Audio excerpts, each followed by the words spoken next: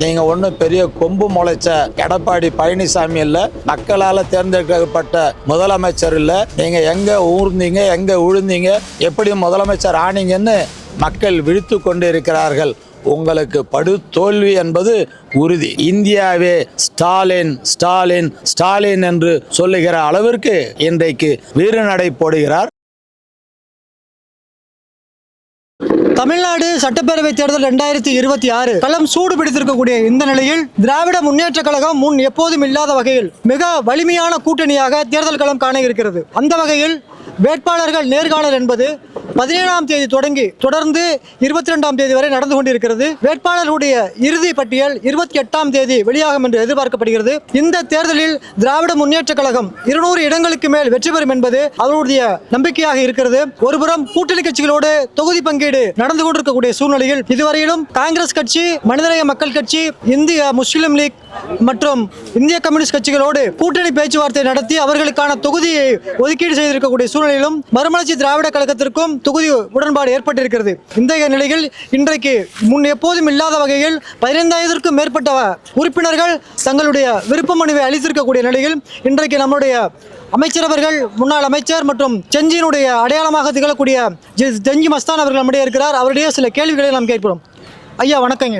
வணக்கம். திமுக இந்த தேர்தலில் பிரம்மாண்டமா 200க்கும் மேற்பட்ட இடங்களை பெற்று வரலாற்று வெற்றியை பெறும் அப்படிங்கிறது முதலமைச்சர் சொல்லியிருக்காங்க.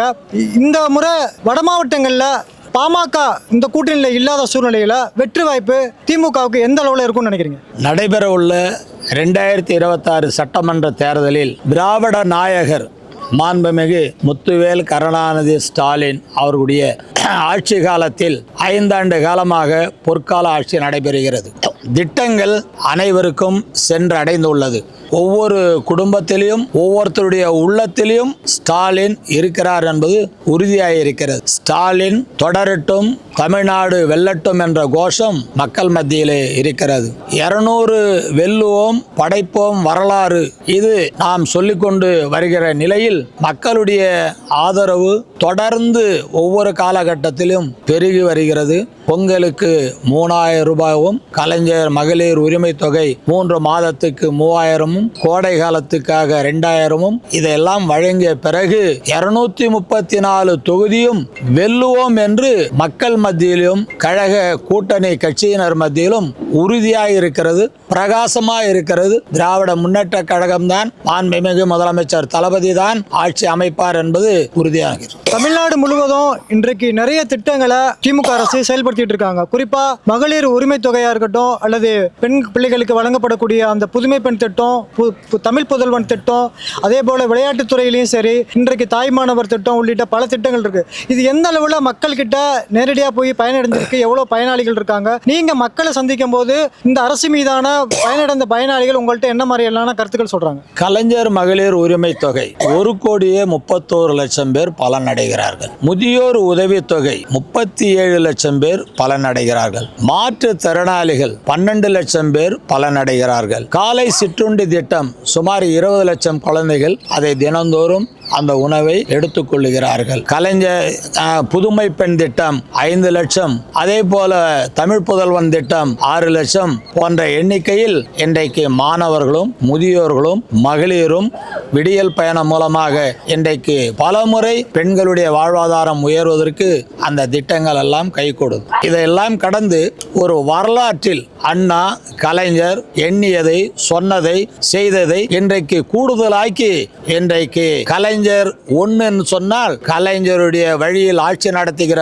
ஸ்டாலின் 10 மடங்கு என்று மக்கள் மத்தியிலே பேசப்படுகிறது. அதற்கு நான் முதல்வன் திட்டம் ஒரு எடுத்துக்காட்டாக. ஒரு பெண்மணி அருமை சகோதரி சொல்லுகிறார், நான் கல்லூரிக்கு செல்கிறேன், புதுமை பெண் திட்டம் மூலமாக மாதம் 1000 ரூபாய் பெறுகிறேன். என்னுடைய மூத்த சகோதரி கல்லூரி முடித்துவிட்டு நான் முதல்வன் திட்டத்தில் பயிற்சி பெறுகின்ற நேரத்தில் மாதம் 7,500 ரூபாய் வாங்குகிறார். டெல்லிக்கு சென்று படிக்கிற நேரத்தில் மாதம் 25,000 ரூபாய் வாங்குகிறார். இதையெல்லாம் பெற்று தந்த முதலமைச்சர் சார்பாக எங்களுக்கு ஆக்கம் அளித்து நாங்கள் படித்த காரணத்தினால் இன்றைக்கு சாதாரண குடும்பத்தில் இருக்கின்ற கூலி தொழிலாளியுடைய மகள் நான் IAS இருக்கிறேன் என்று பெருமையோடு சொல்லுகிற அளவுக்கு திராவிட மாடல் ஆட்சி. நடைபெறக்கூடிய சட்டமன்ற தேர்தலில் இளைஞர்களுக்கோ அல்லது மகளிருக்கோ அதிக அளவில் பிரதிநிதித்துவம் வழங்கப்படுறதுக்கான வாய்ப்பு இருக்கா? தலைமை இது பற்றி உங்க நேர்காணலுக்கு செல்லக்கூடியவர்கள் இது பற்றின கோரிக்கைகள் ஏதாவது வைக்கிறாங்களா? பேரறிஞர் அண்ணா அவர்கள் இந்த இயக்கத்தை ஆரம்பிக்கும் போது அன்பு தம்பிமார்களே என்று அழைத்தார். முத்தமிழறிஞர் கலைஞர் அவர்கள் என் உடன்பிறப்பே என்று சொன்னார். நம்முடைய தலைவர் நான் உங்களில் ஒருவன் என்று சொல்லி இருக்கிறார். இதையெல்லாம் எடுத்து காட்டுகின்ற வகையில் மகளிரானாலும் இளைஞர்கள் ஆனாலும் அனுபவம் பெற்றவர்களானாலும் அனைவருக்கும் முக்கியத்துவம் அளிக்கின்ற பங்களிப்பை அவர் சரியான முறையில் சமூக நீதி கொள்கையில் எப்படி இடஒதுக்கீடோ அந்த மாதிரி இடஒதுக்கீடை செய்கிற ஒரு மாபெரும் தலைவரை நாம் பெற்றிருக்கிறோம். அன்றைக்கு அண்ணா 67 ஆட்சி அமைப்பதற்கு எப்படியெல்லாம் ஒரு கூட்டணியை உருவாக்கினாரோ அண்ணா வழியில் அயராது உழைப்போம் என்கின்ற அந்த தாரக மந்திரத்தை இன்றைக்கு கையாண்டி அனைத்து கட்சிகளையும் அரவணைத்து ஏன் அதிமுகவில் 3 முறை முதலமைச்சராக இருந்த OPS போன்றவர்கள் எல்லாம் இந்த இயக்கத்தில் இணைத்து அந்த அவருடைய உழைப்பையும் பங்களிப்பும் இந்த இயக்கத்தினுடைய வளர்ச்சிக்காகவும் நாட்டு மக்கள் முன்னேற்றத்திற்காகவும் எடுத்து செல்லுகிறான் சொன்னால் இந்தியாவிற்கு அரசியல் ரீதியாக ஒரு எடுத்துக்காட்டான தலைவர் அண்ணாவுக்கு பிறகு கலைஞருக்கு பிறகு பெரியாராக அண்ணாவாக கலைஞராக இன்றைக்கு உச்சத்தில் நிற்கின்ற ஒரே தலைவர் முத்துவேல் கருணாநிதி ஸ்டாலின். மாற்றுக் கட்சியிலிருந்து வந்தவங்களுக்கு அதிக முக்கியத்துவம் கொடுக்கப்படுது அப்படிங்கிறத திரு எடப்பாடி பழனிசாமி அவர்கள் ஒரு குற்றச்சாட்டாக வைக்கிறாரு. அதிமுகவில் இருந்து போனவங்களுக்கு தான் அதிக முக்கியத்துவம்னு. அதை பற்றி நீங்கள் என்ன நினைக்கிறீங்க?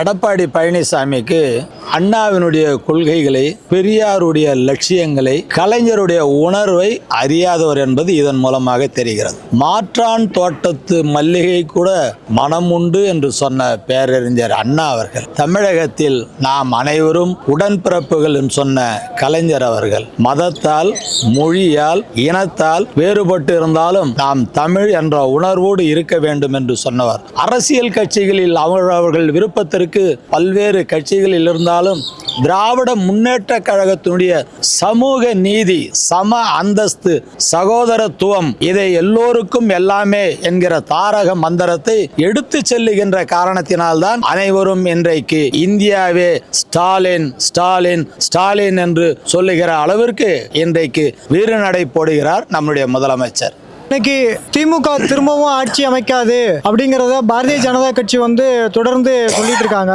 புதிய வரவா திரு விஜய் அவர்கள் வந்திருக்காரு. அவருடைய வரவு திமுகவுக்கு ஏதாவது ஒரு வகையில் பாதிப்பு ஏற்படுத்துமா, இல்ல அவருடைய வருகைங்கிறது அதிமுகவிற்கு பாதிப்பு ஏற்படுத்துங்கிறது உங்களுடைய பார்வையா இருக்கா? திராவிட முன்னேற்ற கழகம் அதனுடைய கூட்டணி மதசார்பற்ற கூட்டணி, கொள்கை ரீதியான கூட்டணி. இந்த கூட்டணி தமிழகத்தில் மாபெரும் வெற்றியை பெறுவோம்.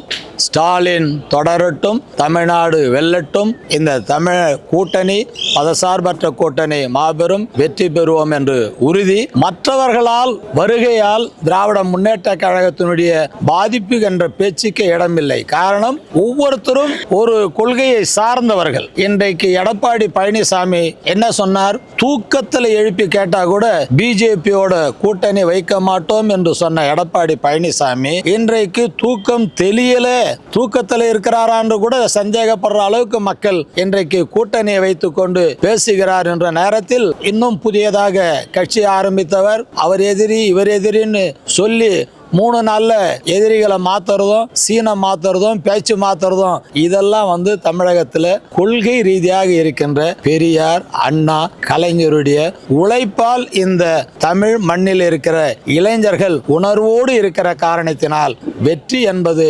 மாபெரும் வெற்றியாக இது நடைபெறும். எடப்பாடி பழனிசாமி சொல்லுகிறார் இல்லையா, அவருக்கு அன்பான ஒரு செய்தியை சொல்ல விரும்புகிறேன். அம்மா என்று உங்களால் மதிக்கப்பட்டவர். நாங்களும் முன்னாள் முதலமைச்சர் அம்மையார் ஜெயலலிதா என்று மதிப்போடு நாங்களும் உச்சரித்தவர்கள். கருத்து ரீதியாக தான் எதிர்த்து பேசுவோம். அம்மையார் என்று நாங்களே சொன்னவர்கள். அந்த அம்மையாரை கூட பர்கூர் தொகுதியிலே திராவிட முன்னேற்ற கழகம் தோற்கடித்த வரலாறு தெரியாமல் எடப்பாடி பழனிசாமி சொல்லுகிறார். ஜெயலலிதாவை காட்டிலும் நீங்க ஒன்றும் பெரிய கொம்பு முளைச்ச எடப்பாடி பழனிசாமி இல்ல, மக்களால் தேர்ந்தெடுக்கப்பட்ட முதலமைச்சர் இல்ல. நீங்க எங்க ஊர்ந்தீங்க, எங்க உழுந்தீங்க, எப்படி முதலமைச்சர் ஆனீங்கன்னு மக்கள் விழித்து கொண்டிருக்கிறார்கள். உங்களுக்கு படு தோல்வி என்பது உறுதி. நன்றிங்க ஐயா. மீண்டும் 2026 சட்டப்பேரவை தேர்தலில் வெற்றி பெற்று அமைச்சரவையில் மீண்டும் நீங்கள் இடம்பெறணும்னு வாய்மை சார்பில் ரொம்ப வாழ்த்துக்கள் தெரிவிக்கிறேன். நன்றி நன்றி.